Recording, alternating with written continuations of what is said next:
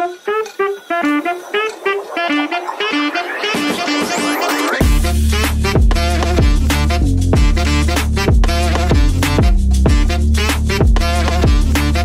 choose joy, we choose inspiration, we choose to shine. Welcome to our Tuesday Vibes by Albi Empire.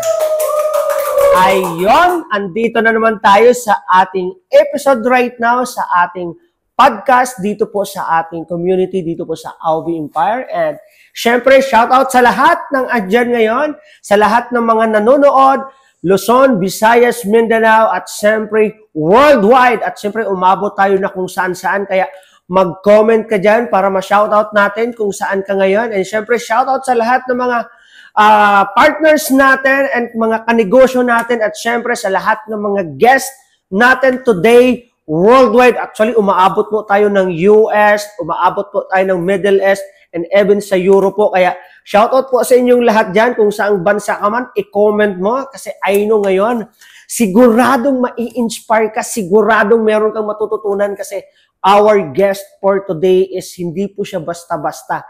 Ito po yung kauna-unahan na, kumbaga, nakapag-for good at naging icon sa community natin. So dito nagsimula sa kanya mismo. Sa kanya mismo nagsimula yung maraming OFW na naka-wait for good at nagkaroon ng resulta at hindi lang basta-bastang resulta. Kaya ngayon, stay tuned po, isend mo itong link sa lahat ng mga kakilala mo kasi sisimulan na po natin i-interviewin. At syempre, unang-una, Mentor Jerlyn, welcome po sa ating podcast. Yes! And our guest, pakilala ka na muna sa ating sa ating mga kababayan natin dito sa Pilipinas at sa iba't ibang bansa. Yes! Hello sa lahat ng mga nanonood ngayon, OFW ka man, saan ka man ngayon. So, I'm Jerlyn Itaw, dating OFW from Saudi Arabia. Yon. Ilang taon ka rin sa Saudi Arabia, Mentor Jerlyn? 4 years. 4 years? Yes. Straight yon or nakauwi ka din naman? Nakauwi ako ng after 2 years. Akala ko okay na yun eh. So, naubos yung ipon ko, 80,000 bumalik. Bakit naubos? Wala eh, pagdating, normal. 1 day millionaire dun eh. Oh. Pero before that, siyempre pag-usapan natin, intro pa lang yun kasi nga, yun talagang intro kasi OFW si Mentor Jerlyn for ilang years, almost 4 years. Pero before that, Mentor Jerlyn, sabihin mo muna sa amin kasi gusto namin makilala si Mentor Jerlyn or si Coach Jerlyn or si Jerlyn. Ano ba yung parang kumbaga, yung sinimulan mo nung andun ka sa probinsya, yung pinaka-background mo, sino ka dati, ano ka dati before ka nag-abroad sa Saudi Arabia? Yan. So, syempre, ako is lumaki ako sa province, Mindanao. So, kaway-kaway. Bisaya! Bisaya. Oh. So, kaway-kaway sa mga Bisaya Yes. dyan, taga Mindanao. So, syempre, lumaki ako sa probinsya at hindi lang siya province, bukid. Bukid yun. So, oo, bukid. So, yung makakarating ka sa school, na aabot ka pa ng 1 hour, mulis nga imong ilong. So, maglakaw. Maglalakad. Oo, kung sa Bisaya pa, bago ka makapunta sa Patag, daanan mo muna yung mga bukid. yung Liko, Bato, basta Grabe, yung ganun yung... Ganun talaga sa probinsya. Hanggang ngayon, mai-imagine ko yung paano yung daanan hanggang ngayon eh. So, syempre, high school graduate lang. Oh, wag mo ilang. Hindi na po ako yes, hindi ko ilang, pero hindi na po ako nag-college. Kasi nung time na bata pa lang ako, siguro, ang ayaw ko talaga is yung magising ako ng morning. So, madaling salita, parang hindi ko alam, hindi ko din maintindihan sa sarili ko. Kasi yung iba ang sipag-sipag mag-school eh.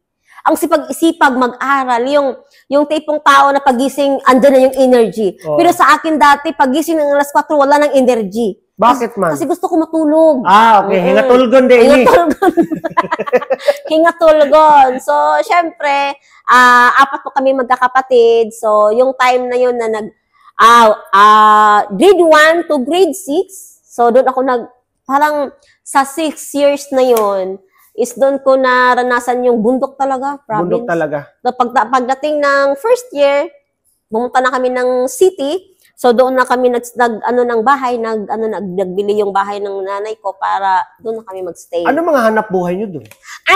Yung tatay ko is farmer. Farmer na yung yung May ano kami, nag-aararo? may basa, yes, nag-aararo, may basa. Naranasan mo ba yan? Hindi naman. No. Nag-ano kami, meron kaming lupa, meron kaming palay, mais, niyog. Oh. So, yes, sa bukid nakatira, pero abundance yung Abundance food. oh. Yes. So, ang ginahimo ko sa una, para anong tawag doon, para makapagbaon, magbinta ako ng mais, manguha akong mais.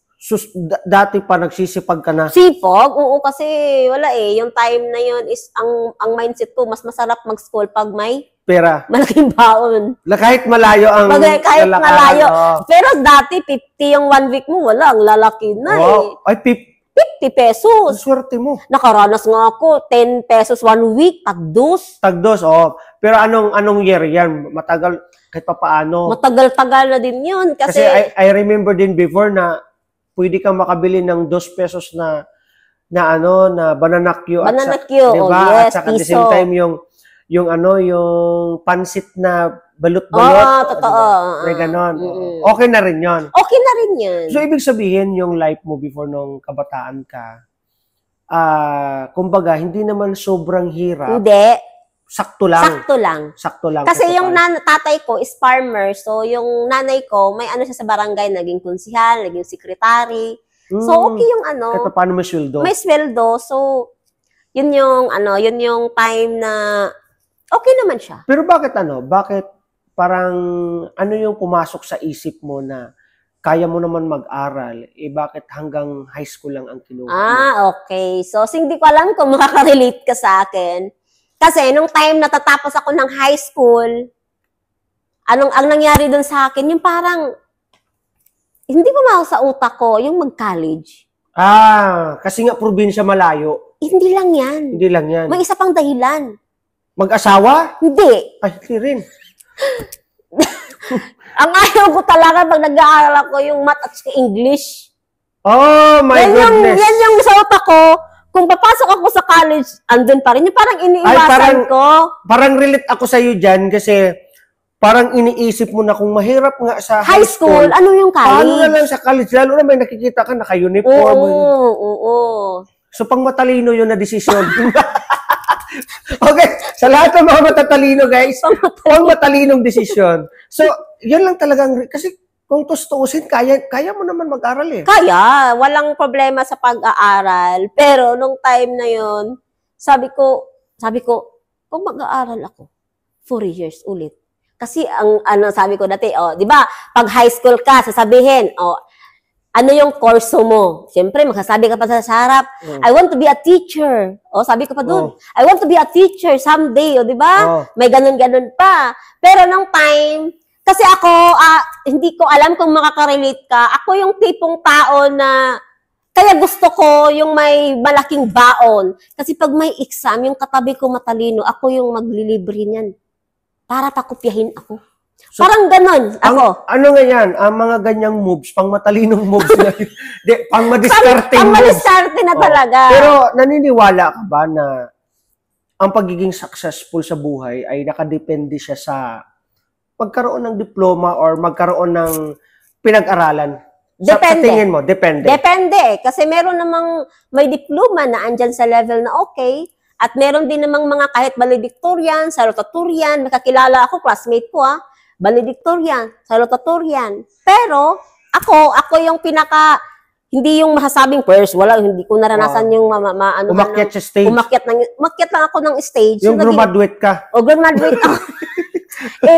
Naanuhan ako ng garland ng Best Dancer of the Year. So, ang ginawa ko, kinarer ko yung pagiging dancer. Bakit? Pwede ka sample? Joke lang. So, kinarer ko yung pagiging dancer para ang utak ko nun, exempted sa math. Pang matalino talaga, yes, no? Exempted sa math, English pag nag-exam. Pero, atsa pa rin. Atsa pa din. At least, pero, ang ganda ng sagot mo doon sa tanong ko na hindi siya nagmamatter ang pagiging successful kung ano yung natapos mo or anong meron kang diploma. Pero, ang ganda nung sinabi mo, depende sa tao. Depende sa tao eh. Kasi may kakilala ako, crush ko pa ngayon siya nung time na yun. Valedictorian. Kasi nga, pag matalino, crush mo talaga. Pag matalino, crush ko kasi makakopya yan eh. Oh. Putik. Ay, putik. So, ang nangyari ngayon, ano siya, parang, kaya din ko na-realize, dati hindi ka naman siya na-realize, pero dito ko na-realize, kahit anong talino na meron ka, kung hindi ka, wala kang diskarte, kung utak lang ipapairal mo yung diskarte, wala, talo ka pa rin. Tama. Kasi ngayon, valedictorian, pero nasa province, nagdadaro, ang tawag doon? Yes. In short, ang pagiging successful, hindi lang siya parang advantage na lang kung matalino. Yes. Pero ang pagiging successful, alam naman natin doon na aside sa may diskarte ka, kailangan may lakas ng May loob lakas ka. ng loob. And which is, ikaw mismo, before tayo mag-proceed sa next question, which is yun yung ginawa mo. And kaya ka right now andito ngayon sa harap. Yes. And syempre, before nyo malaman kung ano yung naging story talaga ni Mentor Jerlyn bilang isang OFW, at least pahapyaw yun sa inyong lahat bilang isang si Jerlyn na ano siya before, paano siya nagsimula din sa, kumbaga, yung buhay niya before sa probinsya.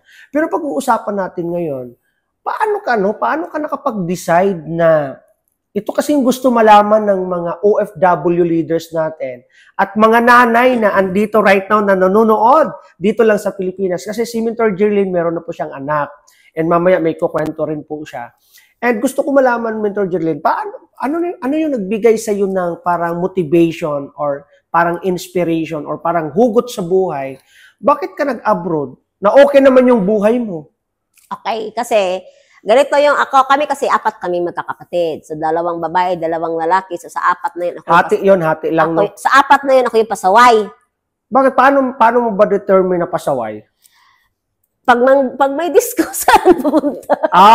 Okay, kasi mahilig ka Tapos, pag uwi mo, asahan mo na, nakaready na yung palo ni mama. So, yun yung time na sabi ko sa sarili ko, kasi before kasi ako nag-abroad, hindi agad-agad kasi pag nung the time na natapos ako nag-graduate, so, ang ginawa ko, hindi umabot ng 1 buwan, nag-decide ako agad na umalis, pumunta ako ng Muslim area. Muslim area? Marawi City. So, nakapag-Marawi ka? Nakapag-Marawi Wow. first. At magkano yung sahod ko doon? 1.5. Doon ka nag-work? Doon ako nag-work. Before ka nag-abroad? Yes. Hindi lang yan. Marami. Kasambahay. Luzon, Visayas, Mindanao, inikot ko. Grabe, no? Kasi, nung time na nag-Marawi ako, hanggang nag-Manila ako. May asawa ka na ba? Wala pa. So, parang sa kagustuhan Sa mo na sarili ko magkaroon? lang, para sa sarili ko. Kasi parang parang pag may gusto kong bilhin, parang hindi ko na kailangan hihingi ng sa mama, okay. ganyan. Pero ano yung napadecide talaga sa'yo na bakit ka nag-abroad? Kulang. Okay. Parang nagkaroon ka ng comparison na kung ako mag-abroad, mas malaki ang pwede kong kitain. Oo. Kaysa dito, siguro nagsimula ka ang sweldo magkano? Dito 1.5. 1.5 tapos lumaki ng lumaki. Lumaki ng lumaki. Nasa magkano yung andito sa Pilipinas? Naranasan ko is nasa 2,000 to 5. Grabe. Yan yun dati, di ba? At nung nag-abroad ka, magkano naging sweldo mo doon? 17 to 18. At least, nakailang multiply yun. Masaya ka nun? Masaya sa una, pero nag-decide akong nag-abroad. Kasi nung time na yun, sa 7 years kong pagtatrabaho, Luzon, Visayas, Mindanao, inikot ko na siya. So, anong time na yun, sabi ko, nung dumating ako sa Cebu, doon ako nakahanap ng partner. Taga Cebu pala partner mo, Bisaya din. So, dinala ko yung partner sa amin. Iba na ngayon, hindi ng babae, hindi ng lalaking magtaban. Babae lang magtaban. Siguro gusto mo. Oo. Hindi naman siya gusto. Siguro, gusto mo na mag-settle? Hindi naman siya. Yung parang hindi ko alam bakit siya sumama din. So, hindi naman yung pag-aasawa talaga. Yung parang, pero wala, thankful pa rin. Kasi hanggang ngayon, parang sabi ko, kaya sabi ko nga minsan, Lord, thank you kasi binigyan mo ako ng partner na yung makaka-vibes ko. Sana all may partner na nakaka-vibes. Makaka-vibes ko sa lahat ng bagay, sa yawan, lahat, andyan eh. So yung time na nag-decide talaga ako nag-abroad, nung time na nagkaroon ako ng anak. Okay. So, okay. Na kung saan nagkaroon ka na ng anak, doon ka pa nag-decide na mag-abroad. Yes. Paano yun? Iniwan mo yung anak mo? Kasi, ang nangyayari kasi, hindi ko alam kung makaka-relate ka. Ako yung, nung time na nag-asawa ako, yung partner ko walang trabaho, ako walang trabaho. So, ibig sabihin, doon kami nagtatira sa nanay ko. So, nakikikain? Nakikikain, lahat. Kaya kung papagalitan ako, damay asawa ko at anak ko. Nakakahiya yun. Oo. Kaya doon yung time, nasabi ko, hindi pwede ganito. Hindi pwede ganito kasi, syempre, lumalaki yung anak eh. Lumalaki yung anak. Pero, hindi talaga pumasok sa akin yung pag-abroad. Pero sabi ko, hindi pwede yung ganito. Kailangan natin, lalo na may anak na tayong, di ba, siyempre, pag lumalaki, pag nag-school, ano ka talaga eh. So, yun yung dumating sa punto, sabi ko, Ano yung try ano? ko mag-abroad. Sige, ando na tayo dun sa gano'n na try mo pag-abroad. Ang gusto natin maramdaman ngayon at marinig kay Mentor Jerlyn. Ano yung gigil? Kasi, alam mo, hindi kasi biro na may anak ka na, maliit pa, ay, ilang taon 2 years old yun. 2 years old. Ano yung naramdaman mo that time na paalis ka ng abroad tapos, siyempre, alam ko pag once na nanay at saka babae, ikaw mismo, alam mo yung malapit na malapit sa'yo yung anak mo eh. Ano yung naramdaman mo that time na iniwan mo yung anak mo para lang mag-abroad? Siguro sa akin, anong tawag doon? Ang iniisip ko lang, pansamantala. Pangsamantala. Pansamantala lang naman. Para lang na Para ano lang mo yung, ma-provide ko. para malabanan mo yung emotion. Malabanan ko din yung emotion ko. At syempre, hindi pwedeng aasahan ko lang yung nanay ko eh. Pero masakit. Masakit siya. Syempre, anak mo yun. Wala namang nanay na hindi nagmahal ng anak. Tama. Kasi sabi nga nila, nanay ka, tatay ka, ibibigay mo ang lahat para sa mga anak mo eh. Kaya mo yun ginawa ang Kaya ko pagiging ginawa. OFW. Kasi doon ko na inisip na kailangan kong magkaroon ng sariling bahay, kailangan kong magkaroon ng sariling pera, yung bumukod kami sa nanay ko, yun yung nasa utak ko. Kaya nag-decide ako nag-abroad, na sabi ko pa nga dati, sabi kasi nila dati pag nag-abroad, gawin kang tinapa. Di ba? Oo. Pero at least kahit paano, ang ganda ng purpose mo kung bakit. Ang ganda kasi yung time na yun, nung time na nag-decide ako, process lahat. Yung pumaprocess ka ng papel, utang dito, utang doon. Dami ka utang. Dami utang. Dami bang makaka-relate sa inyo dito? Ay, nako. Yung mamumblima ka na lang kahit panggas, manghiram ka pa ng motor. Kasi Pero wala namang may naririnig ako, Jerlyn, na nag-abroad ngayon, na libre naman sila. Libre daw. libre ang accommodation. Yes, Accommodation. accommodation. Pero pag may libre man, minsan, deduction din yan sa sweldo, yes, no? pero ang ibig sabihin ko is yung process. Punta ka ng NBI, asikaso sa mga papel, passport, lahat. Hindi naman yung Tama, deduct eh. tama. Pag nung dumating na ako doon, process ko ng lahat, okay na. So, nung time na yon, lumipad na ako ng Manila. Ah, okay, so dumiretso na. Nagstay ako sa Cavite 6 months bago ako nakaalis. Ang tagal. O paano yung panggastos mo? Siyempre, di ba, sabi ko nga, is yung nanay ko, may kita. May kita, kahit So, pa sumusuporta. sila yung sumusupport sa akin. Konti. So, nung time na yon, siyempre, yun yung time, ako talaga, is 2 months lang talaga ako lilipad na. Nung time na medical na, kasi yung itis ka na ng last para lipad na, doon nakita na may sakit ako. Grabe, doble. Kaya sabi ko, Lord, may purpose pala na bakit ako nag-decide or pumasok sa utak ko yung pag-abroad. Bakit? Doon ko nalaman na may leukemia ako. Mas nagamot mo dahil nalaman mo. Yes. Kasi normal yan pag nasa probinsya tayo. Mas napapriority pa pambili ng bigas, pagkain, o pangangailangan pang araw-araw kaysa pagpa-check up. Yes. Tama, di ba? Tama. So because of the requirements na kailangan para sa pag-a-abroad, doon mo na-trace. Doon. So nagamot mo yon. Nag-medication ako kasi yung parang wala na akong yung kinain ng dugo ko sa white. So mas marami yung white blood white mo. blood ko. Oo. Mas marami yung white blood ko. So yun yung time kaya sabi ko, kaya doon ko na-realize, kaya nagpapasalamat din ako kasi naging experience ko yung pagiging OFW. Kasi kung hindi ako nakatry or nag-abroad, Oo. malalaman ko lang ba na ano na, diba? So, Yes. may mga purpose talaga nangyayari kung yung decision na Tama, meron tama. ka eh. Kasi ako naniniwala kasi talaga ako, Jerlyn, na lahat naman ng bagay binibigay sa atin, problema man yan or kung ano man yan, alam kong kaya siyang lagpasan. Yes. Which is yun, ay binigay sa'yo kasi may purpose May yun. purpose. Imagine. So dito tayo, nung pagdating mo sa abroad, bigyan mo kami ng at least kahit sa lahat ng mga andito ng mga leaders natin or mga guests natin ng mga OFW worldwide, shoutout sa inyong lahat. Kasi lahat naman, kahit nga andito sa Pilipinas, meron tayong mga konting struggle na pagdadaanan natin sa buhay, especially pag tayo nagtatrabaho. Bilang isang OFW Mentor Jerlyn, ano yung parang struggle mo din na napagdaanan mo sa ibang bansa nung andun ka na, nung nagtatrabaho ka na? Okay. So, siguro para sa akin, kasi ang pag-abroad, diyan napapasok yung pagiging pagsakripisyo mo eh. Sacrifice. Kasi dumating sa punto, nung dumating ako sa abroad, yung parang akala kong pag-abroad madali. Sus, Diyos ko, hindi man di ay.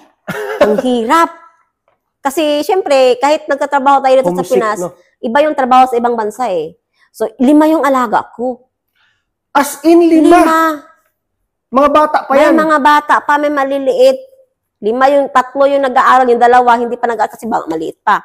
So, okay naman yung mga amo ko, dumating sa punto na yung magduduyan ka sa anak nila, tumutulo yung luha mo. Kasi nakikita mo yung anak mo doon. Na imbes, anak ko yung aalagaan, yung inaalagaan ko, yung hindi ko naman anak. Isa yan sa pinakamasakit na moment ng isang OFW na pinipilit na lang. Yes, wala kang Sacrifice. choice. May, yung sinabi ko, siguro ito yung choice na pinakita sa akin sa ngayon. Kaya nung time na nagpapatulog ako ng bata, wala. Parang naging normal na lang yung luha ko. Grabe, Labas no? ng labas. Kasi iniisip ko yung, nakakamiss, homesick. Oo, 3 months, pero 3 months akong nag-homesick. kasi babae kay nanay kay ikaw Yes, first ikaw time. mismo. First time lumayo. Tsaka ikaw mismo ang lumawal kasi sa anak mo. Yes, Di oo. ba? Makakarinig sa akin yung mga nanay. Yes. Ako nga, Mentor Jerlyn, lalaki ako ha. Mm. Mapalayo lang nga ako sa anak ko. Para iba na, no? Iba na eh. Kaya Diba? yun. So, yun yung naramdaman. So, yun yung parang struggle mo doon na homesick ka. Tapos, Homesick. habang nagbabantay ka sa mga anak ng amo mo, hindi mo namamalayan, tumutulo na yung Tumutulan luha na mo. yung luha ko. Iyak ako. Tapos, siyempre, hindi ka pwedeng gumamit ng cellphone kasi bawal pa ako sa cellphone noon. Grabe. Yung parang sabi ko, yun, Iba talagang pakiramdam mo. oo, kasi dumating sa punto ng sisi ako, bakit ako pumunta dito? Andun na yung pagsisisi sa akin lahat. Parang natanong mo pa sa sarili mo, Oo. bakit pa ako nag-abroad? Bakit ako nag-abroad? Kasi kung Manila lang itong Mindanao, pwede ka namang anytime, pwede kang lumipad. Grabe, no? Doon, wala, hindi pwede. Shoot Hindi to ka the- pwedeng magdrama doon. Grabe. Hindi pwede. Kaya dumating sa punto na nagsisi ako, bakit ako nag-decide. Hanggang 3 months, hanggang 4 months, hanggang okay, nagdandahan, 5 months. So, ang ginawa ko nung time na yun, masaya ako pag nakapagpadala palagi. Pagdating ng sahod, hawak pa lang ng sahod ko. Lipad na. So, na-recover mo yung ganung Yes. feelings dahil na nakakapagpadala ka na kahit Yes. papaano. At dahan-dahan na na-adjust ko yung sarili ko. Kaya isa din yung dahilan na hindi ka nakaipon. Yes naman. Normal ba sa isang OFW hindi nakakaipon? Normal. Huwag ka nang magkaila dyan. Normal na yan. Kahit gaano kalaki sahod mo. Bakit man? Wala eh. Kasi sabi nga nila, kaya sabi ko dati, nagtansya naman ang 1.5 ko dati, pag nakapagpadala ako, parang matagal-tagal man O para at least ma-determine ano yung 1.5 real yon or No, yung dating, ibig sabihin ko, is yung 1,500 per month ko, pesos, nung nandito pa sa Pinas. yes. Matagal naman, makabili na naman bigas, marami nang mabili. Pero ngayon, nung time na umabot ako ng 17 to 18,000 pa yung time na yun eh. 17 to 18,000 yung sahod ko. Parang ang bilis-bilis. Parang ang bilis gastusin ng pera. Ang bilis gastusin sa pera. Kaya nung time na yon hanggang umabot ako ng 2 years. So, hindi, umabot pala. Yun, may dumating na yung parang, nung time talaga, Coach Aldem, is parang may nag-share na sa akin sa ganito. Ganito yung Oo, may ganito. Pero, yung time na sana na magsasend na ako. Okay na. Pero may hindi ko inasang nangyari. May problemang dumating nung habang nasa abroad ako. Ano yun? So, syempre, yun yung time. Syempre, di ba, nag-abroad ka, hindi lang naman para sa anak mo. Hindi lang naman para sa magulang mo, Tama. lahat.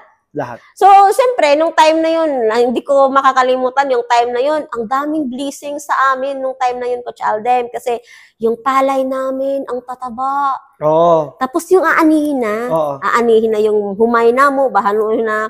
So, nung time na nagbinta sila ng kupras, kasi may kupras din kami. Tapos, nagpadala ako ng pera. So, nung time na yun, masaya.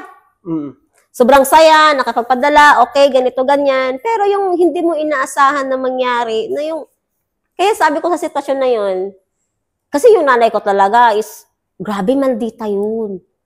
Putik ilang palo. Manglabhag pa na ako ang lubot. No? Kaya doon ko nas naintindihan nung dumating yung punto na wala siya.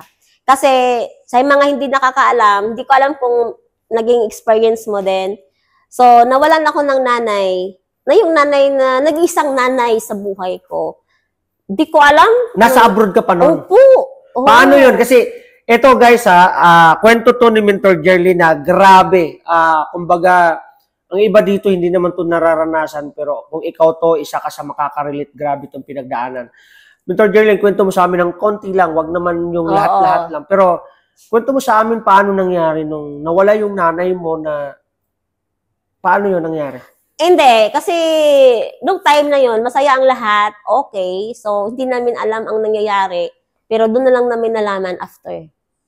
So, dumating yung time na yung pag-after ko nagpadala, masaya na sila, nasa bukid na sila nung time na yun. Sa bukid na. Tapos, nung time na yon naligo ako.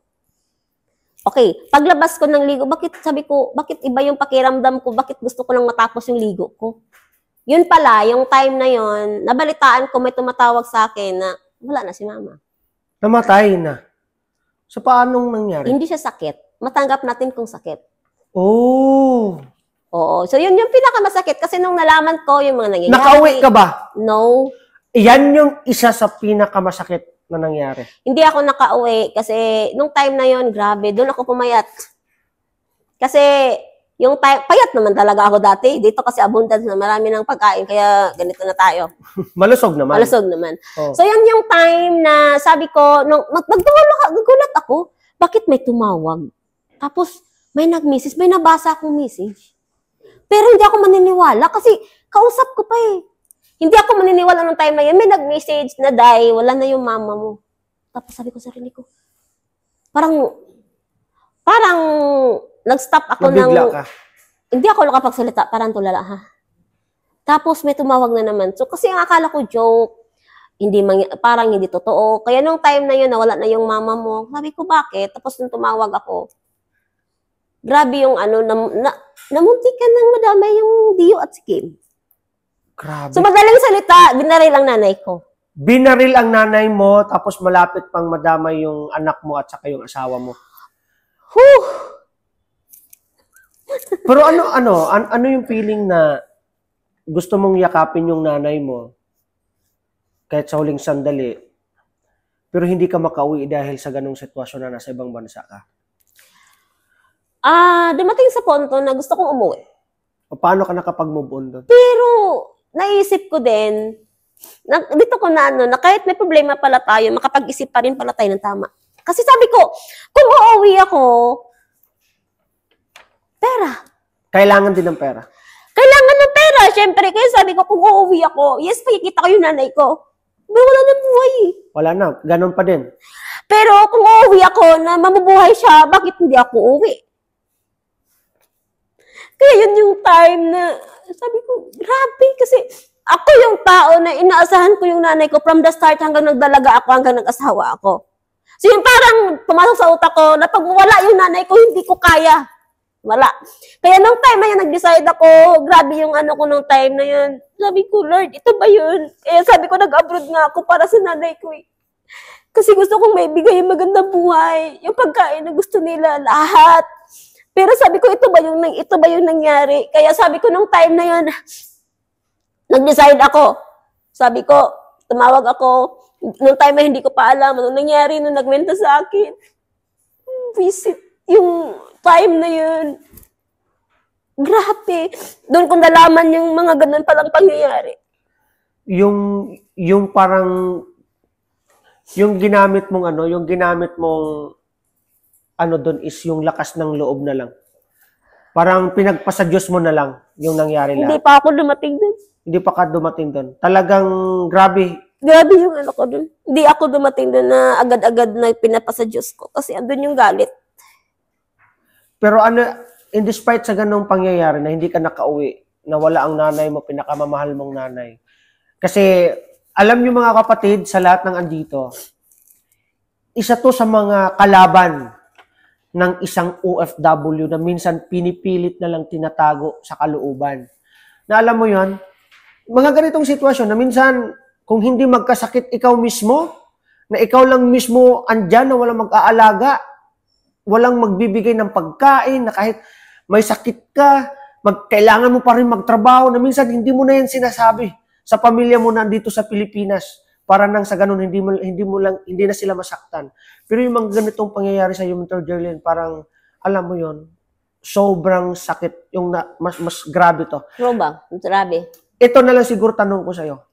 Paano ka naka-move on doon? At ano yung parang naging learnings mo doon sa lahat ng nangyayari? Hindi agad ako nakapag-move on kasi nung time na yon, sabi ko, parang hindi ko matanggap-tanggap eh. Kasi yung nagkuha ng buhay ng nanay ko, tao eh. Kahit sino. Kahit sinong tao na sabi ko kung magkasakit, dahan-dahan mong dahan-dahan mong makapag-move on. Pero nung time na yon, doon nagsimula yung galit sa puso ko na ako yung tipong tao, Coach Aldem, na lahat ng bagay kinakatakutan ko. Pero nung time na dumating sa punto na yun yung time na si nanay natin nag-iisa lang. Tama. Pwedeng palitan yung asawa. Pwedeng palitan asawa. Pero yung nanay, hindi. Yes. Kaya nung time na yun, ito lang yung sinabi ko, walang magpo-post ng mukha kahit kabaong man sa nanay ko. Okay. Para wala ka nang makita. Ayoko. Grabe yun, no? Diba? Yung iba ngayon, pag once na namatay lang, post agad. Post agad. Pero ako yung tipong tao, ito lang yung pinapakausap ko sa kanila. Nagkautang, grabe yung utang ko dun kasi sa 90s, yung mga tao, grabe, parang pumunta lang doon para ang sarap-sarap ng buhay. Yun yung tipo na sabi ko sa pamilya ko lahat, walang magpo-post ng mukha ng nanay ko kahit sementeryo, kahit kabaong. Wala akong gustong makita. So lahat na respeto, so kahit mag 1 year, 2 years, wala kang makikitang may nilibing, wala. Ako yung tipong tao na hindi kailangan i-show yung lahat na nangyayari sa buhay mo.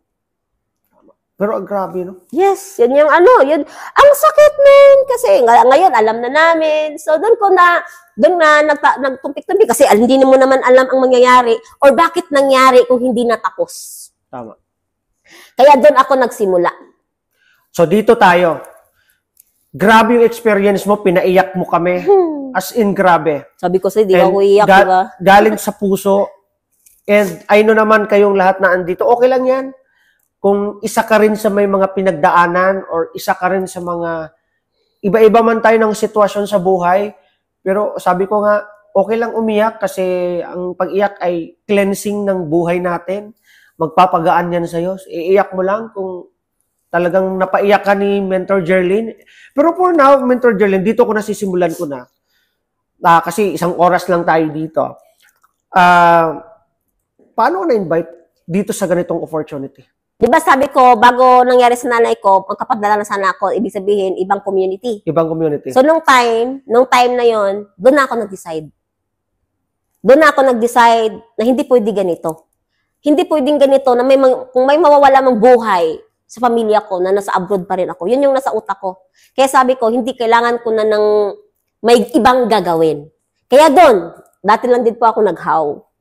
May nakita lang din ako na akala ko hindi totoo. Sa Facebook? Sa Facebook.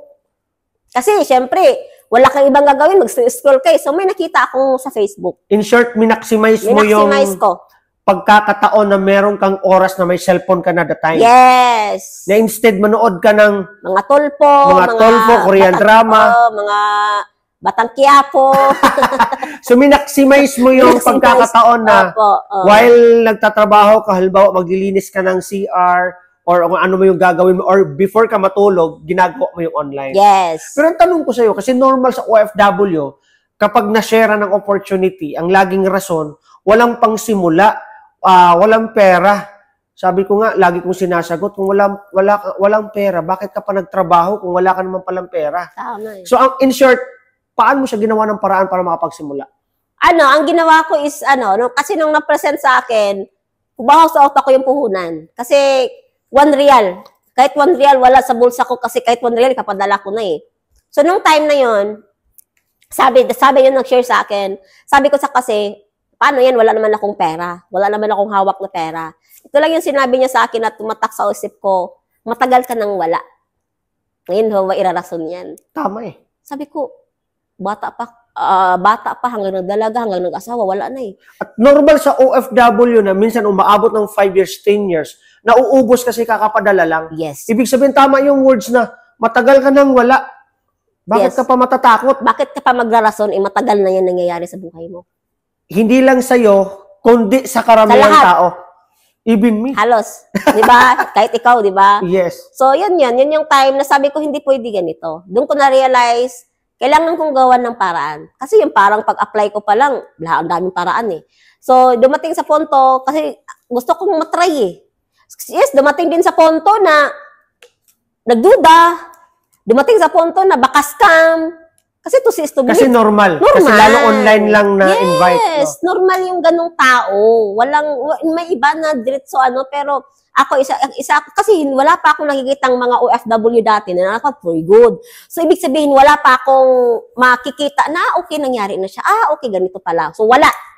So ibig sabihin ang ginawa ko nung time, nilagay ko sa utak ko na okay, malay. I-try. Try. Para ka lang nagsugal. Sugal. Na paano mananalo nga kung hindi ka rin tataya. Oo, walang nananalo Tama. na dito may. Talaga, alam nyo mga kapatid, sa lahat ng andito, kasi si Mentor Jerlyn po ang pinakaunang nag-for good sa community natin sa Aubi. Siya po yung tinawag po talaga na first icon na OFW sa buong community. Kasi nga, siya yung pinakauna na-invite. Kumbaga, wala pang maituro na mga testimony na kung Yes. sino yung mga naka-wait for good, sino yung naglabas ng sasakyan. Wala pa. Wala pa. Pero right now, ang dami na. Maraming resultang mapakita sa'yo. Ang dami na talagang, hindi lang ikaw, kundi sobrang Sobrang dami dami. naka-wait for good. Tama. Ito na lang, kasi since nagawan mo siya ng paraan, paano yon? Nanghiram ka sa amo mo? Nag-advance ako. Advance. Pa-record siya. Ibig sabihin, normal kasi talaga na lahat ng mga nagtatrabaho, minsan nauubos yan kasi pagkasweldo nga, lipad agad, Lipad para agad. yung may pakpak eh. So, ang ginawa mo nag-advance ka, buti Advance ako. pinahiram ka naman. Drama. Nagdrama konti. Nagdrama ako. Kasi, syempre, yung amo ko kasi, sakto lang. Hindi masasabing mayaman, hindi masasabing andyan. May Nasa ganun din gitna. pala sa Yes, ibang bansa. oo. Parang Pilipinas lang Parang din. Pilipinas din. Oh. Kahit may mga trabaho. Sila kasi ang amo ko, 2 teacher. Syempre, sa tagal ko doon, sa 4 years ko. Empleyado din. Empleyado sila. din sila. Yung kinakain namin 1 month, utang yun. Kinukuha sa tindahan. Pagkatapusan, bayaran nila, another utang na naman. So, alam ko yung mga Kaya nung time na yon hindi pwedeng mag-advance lang ako na advance lang. Kailangan ko ng may kunting rason. Kaya yun, nakapag-advance ako. Masaya, nakapag-start. Diretso-diretso na yun. Pero kahit ganun ang buhay ng amo mo, hindi naman sila malupit sa'yo. Hindi. Dahil nga ganun din ang trabaho nila. Nagiging empleyado din. Oy, dumating din sa punto na munti ka kami masuntukan eh. Sa ano na yun? Siyempre. Ano na sa Depende, sitwasyon na yun? depende. Kasi ito na lang din. sobra na. Kasi normal naman sa negosyo, even part-time. Mm-mm. Even full-time na andito na sa Pilipinas or part-time na nasa. Kasi sa negosyo, wala naman talagang magical na agad-agad pagka-join. Wala. Andyan na agad. bubulusok agad, kikita ka agad. Talagang, kumbaga, ipoproseso ka niyan eh. Kumbaga, wala naman kasi talagang pag umakyat ka sa hagdan, first step, andun ka na Andun agad ka na sa agad. pang-10 step. Kailangan mo talagang dumaan step by step. Ito, Yes. Mentor Jerlyn, kasi para at least ma-emphasize mo ng mabuti at para nang sa ganun mas maintindihan ng karamihan na ang negosyo, hindi agad-agad siya bubulosok. Yes. Ano yung parang, nung nagsimula ka, yung konting struggle na napagdaanan mo sa business? Okay. So, nung time, yung habang nasa abroad ako, so, nung nag-start, yes, ando na, okay na. So, dumating sa punto na muntik akong mag-quit. Why? Nahirapan ako. Normal ba yan na nararamdaman ng OFW? Normal. Bakit? Parang pag-abroad, pagdating mo, nahirapan naman kami agad. Okay. Pag-abroad, bakit alam mo na ba agad gagawin mo? Hindi Tama. eh. So, nung time na yon na marami pa akong, kasi kaya pala dumating ako sa punto na yun na muntik mag-quit kasi parang hindi pa buo o hindi pa isa yung puso ko na ibigay ko yung buong tiwala, yung kulang pa sa paniniwala sa sarili ko. So, hindi pa ako nagtiwala sa sarili ko nung time na yun kahit naging part ako. After 3 months na naging member ako, muntikan ako nag-quit. Nagsabi na ako kay mentor, ayoko na, hindi to para sa akin, siguro, parang iba talaga iba yung pupuntahan ko, ganito. Doon, yung kinausap ako, sabi sa akin, ito lang yung tumatak sa akin, mag-quit ka sa 3 months, hindi ka nga nag-quit, na almost 4 years ka na nag-abroad na wala pa rin nangyayari. Tumpak eh. Kaya sabi ko, oo nga naman. Tama. So, yun yung time, kaya ikaw ngayon kung baguhan ka, kung dumating sa punto din na ganyan yung iniisip mo ngayon, kulang ka lang sa paniniwala sa sarili mo. Napaka-importante yung believing in yourself. Believe. Bago ka magtiwala sa nag-share sa'yo, pagkatiwalaan mo muna yung sarili mo. Na kumbaga, if nag-start ka dito at magsisimula ka pa lang or nakapag-start ka na, ngayon pa lang tapos na dapat yung pangarap mo. Ngayon, parang ikaw pa lang yung nag-ano. Naniniwala ka na nakuha mo na talaga siya. Yes. Kasi pag hindi ka naniniwala, parang 50-50 yung paniniwala mo, mabigat, hindi mo talaga ma-achieve yung gusto mo. And normal sa mga kagaya mo din, Mentor Jerlyn, or even sa atin, tayong lahat. Minsan kasi, nagkakaroon tayo ng comparison. Yes. Na tama yun, tama. Ang ganda ng realization nun na kung hindi ka nga nag-quit sa 4 years, 3 months? 3 months lang, Ipagpalit mo sa 3 months. na alam naman natin at kailangan natin maintindihan, lahat ng bagay na ginagawa natin basta bago sa atin, sa simula siya mahirap. Yes. Kailangan lang aralin. Aralin. Inaral mo siya. Inaral ko. So, dumating sa punto na sabi ko, okay, tuloy natin. So, doon na naging buo yung sarili ko. Itutudo ko to. Kung paano ako kasipag sa ginagawa ko, masipagan ko pa to. Kasi, syempre, ang mindset ko doon nung time na yon is, kailangan ko tong gawin kasi hindi ko, kahit ang pag-OFW, hindi naman sa labing linya natin, wala naman yan sa course. So, yung pag-OFW, bakit marami nag-abroad? Tama. Wala naman yan sa listahan yung OFW course. Pero dahil doon sa pagdi-decide mo, doon hinulog yung wisdom. Doon.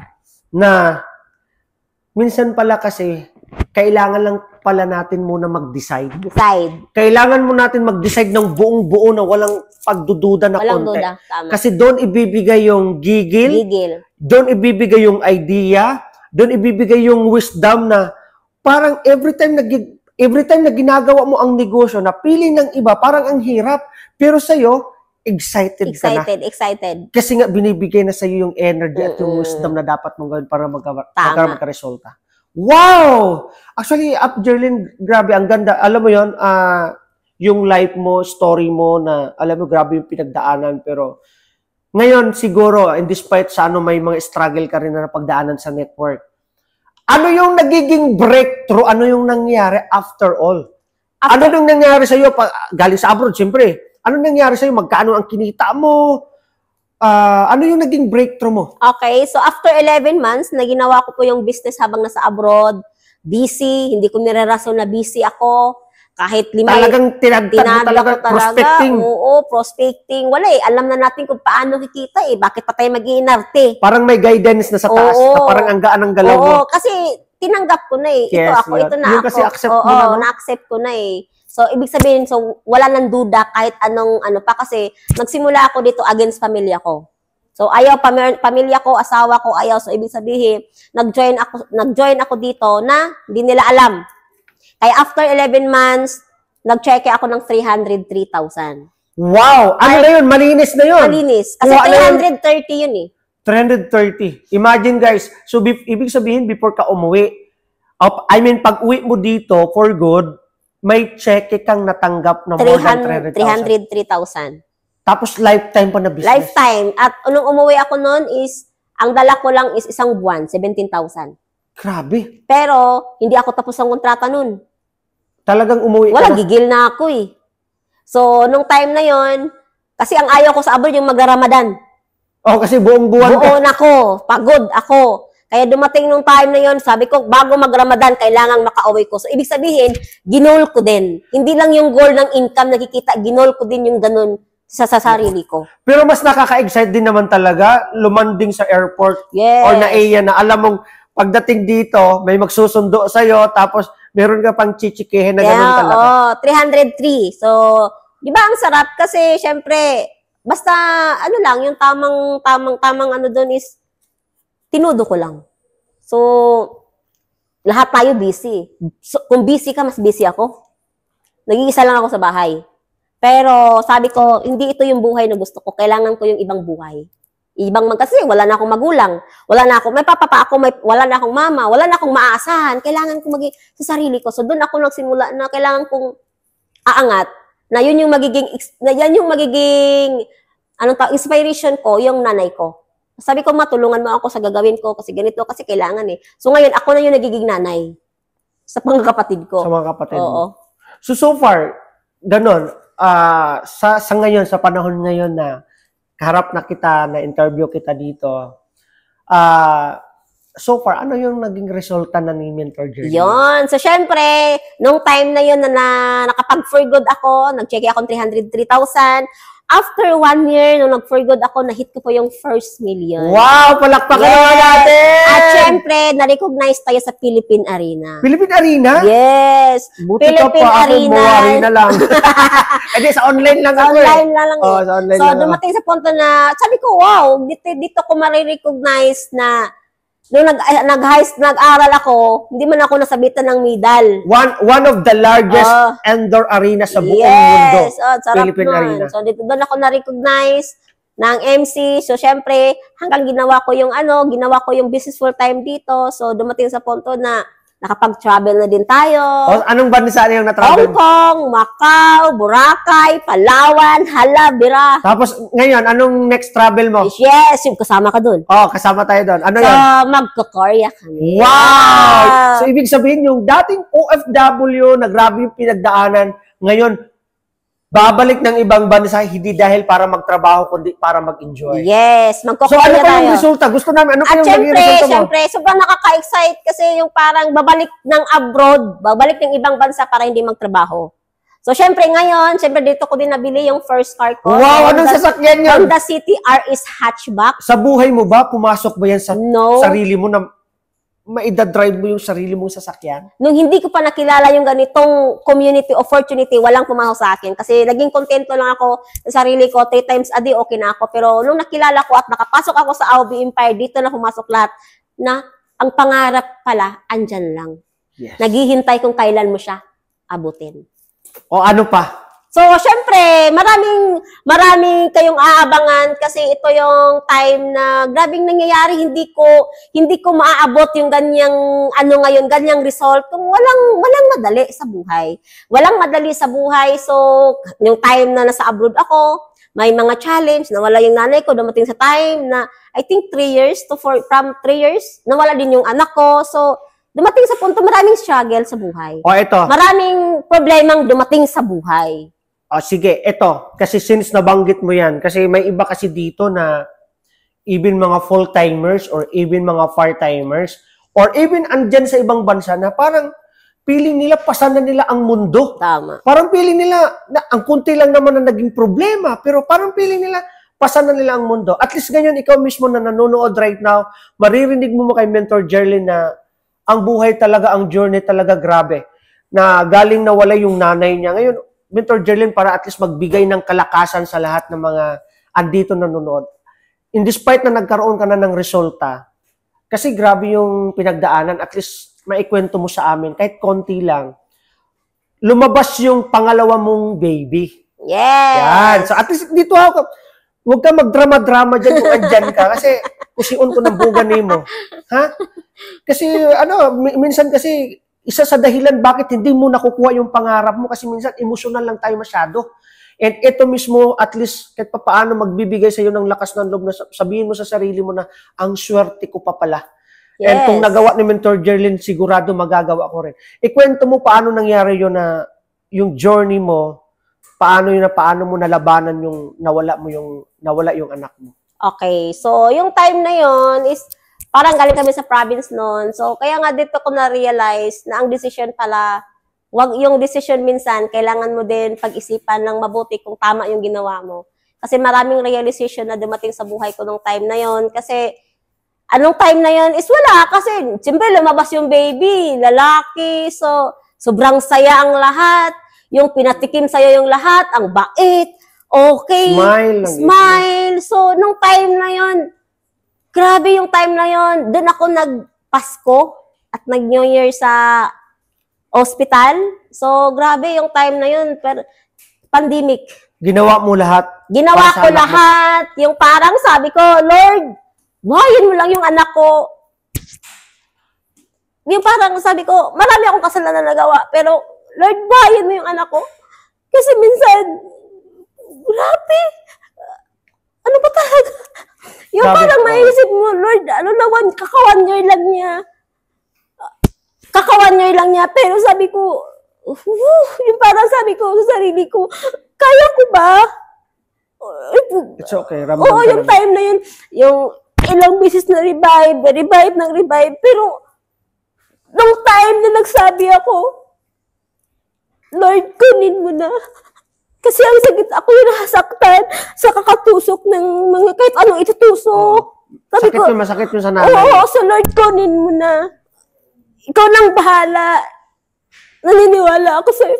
Kaya nung time na yun, after, I think, seconds, sinabi, Dad, ganitong oras ko, grabe, yung parang, tapos nag-iisa ka lang, pandemic. Kung grabe ka So, kasi hindi kami pwedeng pumunta doon eh. Hindi. Kaya dumating sa punto na grabe. Sa daming nangyayari sa buhay ko, bakit siya pa? Ang daming bata sa labas na walang ang mga vitamins. Bakit kahit anong-ano, ang alaga, lahat, andang binigay ko. Kaya sabi ko nung time na yon hanggang inuwi, dumating sa punto, okay, yung makasabay mo sa inhibitor, yung anak mo na tinakpan, yung parang, hindi ko alam eh. Hindi ko alam. Grabe. Yung time na yun, pinano namin, nung time na yun is, pinaano namin yung parang pinakremate. Uuwi sana ako nung time na yun, pero wala eh. Nung time na yun, Coach Aldem, ayoko na. Parang sinabi mo na rin ulit sa sarili mo. Na-block ako, ayoko nang mag-network, uwi na lang ako sa province. Ayoko na, kasi paano pa ako mangangarap ng malaki kung may buhay na nawala. Pero alam mo sa sarili mo na meron pang natitirang buhay. May natitira, pero minsan andyan yung mind natin na grabe. Kasi sobrang love namin yun. Dumating sa punto na ayoko na, nagpaalam na ako kay mentor doon. Uwi ako, ang alam lang niya, ihahatid lang namin sa province. Pero hindi niya alam, di na ako balik. Pero buti na lang, kaya nagkapasalamat ako as may mga mentor tayo na andyan yung advice. Kaya nakinig ako, nag-9 days kami dyan sa condo na wala man lang, siyempre pandemic yun, 9 days. Ang kasama ko lang yung mga havers ko, yung mga taong so hanggang natapos, hanggang yun. Tuloy-tuloy, mas nagpursige ako, mas lumaban ako. Ang tagal ko nakamove on, nakamove on ako, sasabihin ko, 2024. Grabe. This year lang. Grabe. 2022 nangyari, 2024 lang ako pagpasok ng 2024, iniwan ko lahat. Kailangan kong ipagpatuloy yung buhay ko. Pero wag ka mag-alala, kasama mo pa rin siya. Yes! So ngayon okay na ako. So, dito ko na-realize na sabi ko, kung magde-decision ka, kailangan mo din yung decision talagang buo. Yung buo, kaya yung time na yon, tuloy-tuloy yung buhay.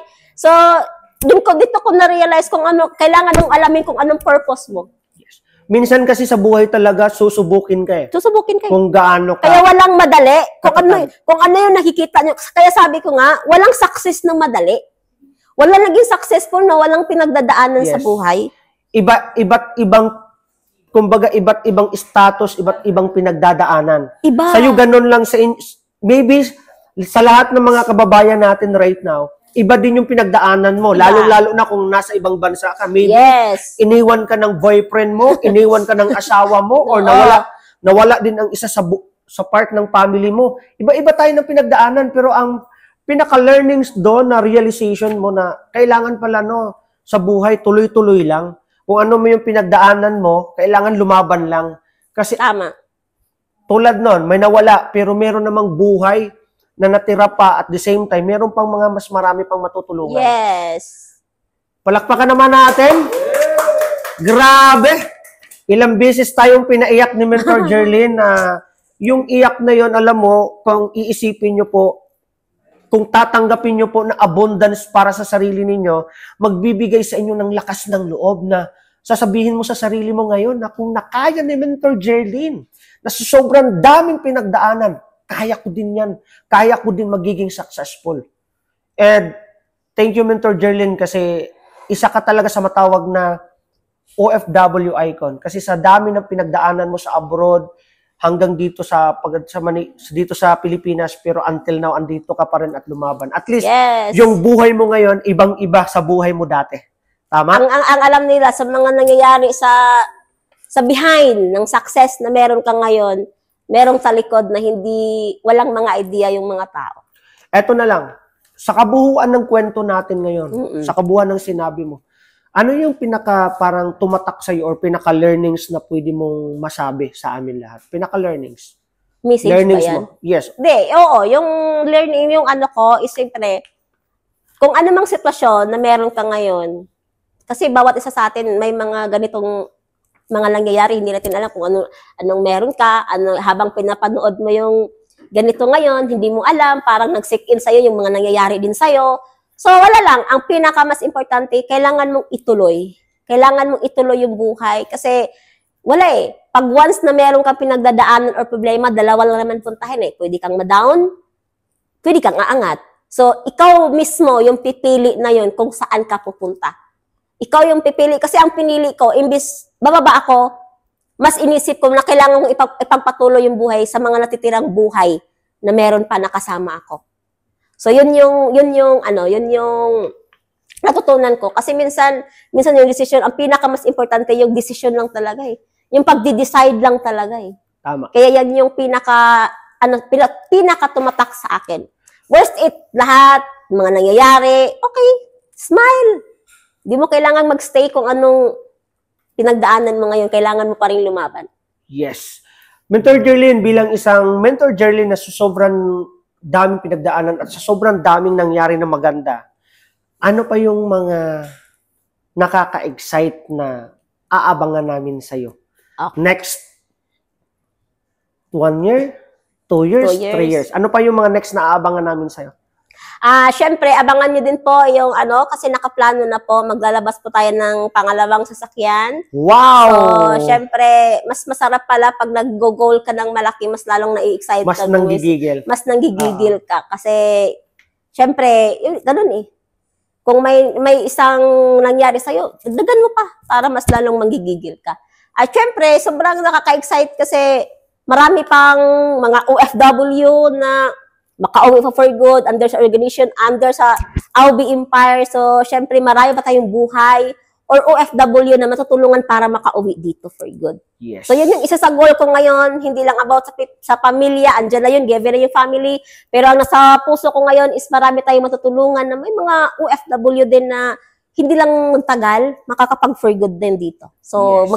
magkakaroon ng mas malaki bang at mangyayaring mga OFW na car achiever din. Yon! Yes! So, yun Mentor Jerlyn, sobrang na-inspire kami sa'yo talaga. And I know dito maraming mga OFW leaders natin and mga guests natin today or ikaw mismo ngayon na hindi pa part ng community, I know sobra kang na-inspire.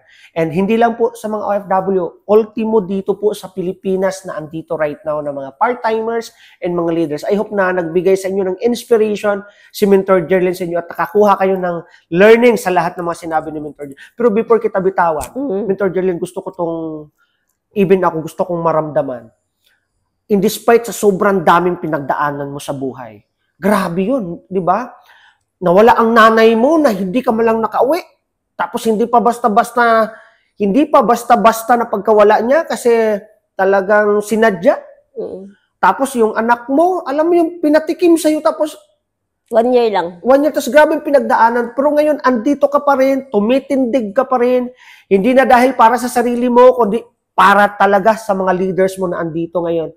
Pero ito yung tanong ko sa'yo. 5 years from now, kung halimbawa si Mentor Jerlyn, makakausap mo yung sarili mo, ano yung sasabihin mo kay Jerlyn sa sarili mo? 5 years from now, saan ka na? Anong meron ka na? Ano yung gusto mong sabihin kay Jerlyn sa sarili mo? 5 years from now, nai-imagine mo na ba na anong buhay meron ka 5 years from now? Anong sasabihin mo para kay Jerlyn? Yes, so siguro siyempre, ika-congrats ko yung sarili, siyempre congrats Jerlyn kasi sa daming na nangyayari sa buhay mo, nalampasan mo at mas lalo kang tumibay at mas lalo kang naging strong. So, yun pa lang, sobrang galing mo talaga. So, syempre, 5 years from now, na-imagine ko yung dumating yung time, nagda-drive na ako, marunong na akong magda-drive, syempre.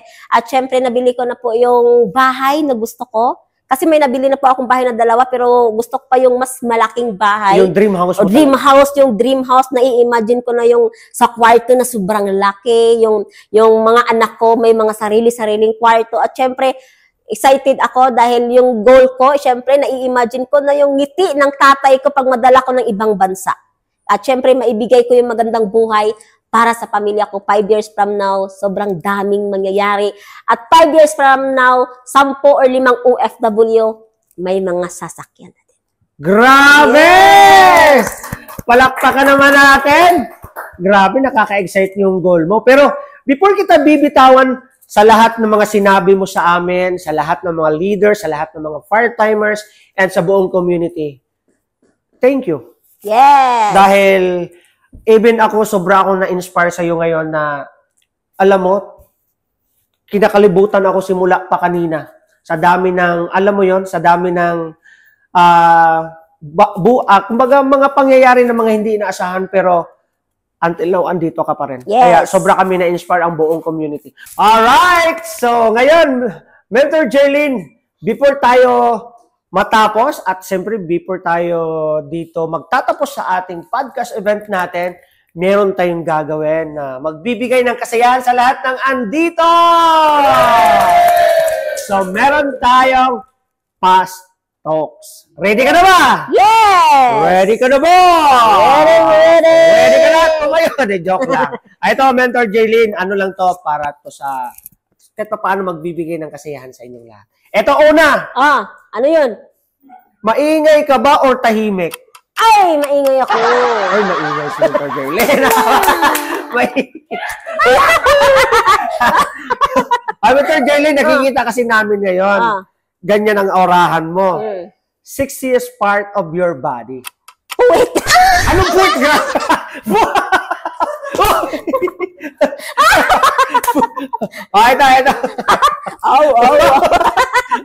Ito. Lights off, lights on. Lights off. Bakit gusto mo ba yung kinakap-kap ka? Gusto kong madilim. Yung kinakapa? Oo, Grabe kinakapa. ka talaga. Kung saan na napunta. Ito. Since nag-lights off ka, top or bottom? Top?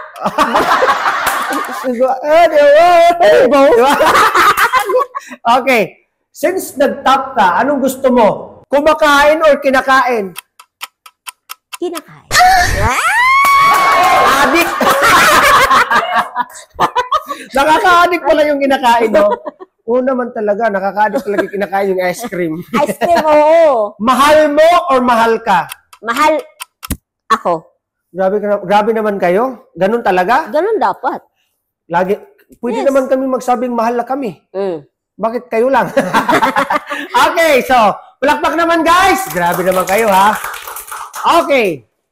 Best time of happiness. Anytime. Grabe ka, anytime talaga? Okay. Okay, ito.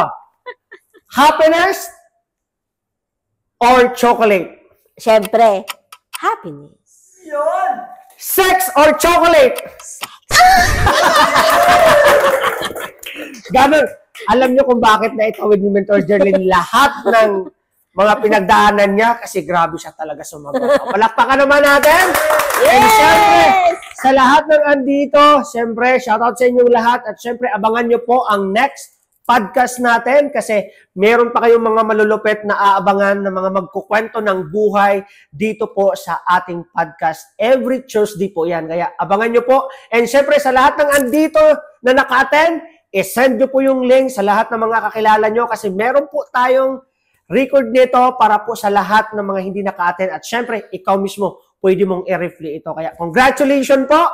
More power. God bless po. And this is Mentor Aldem. Yes! Bye!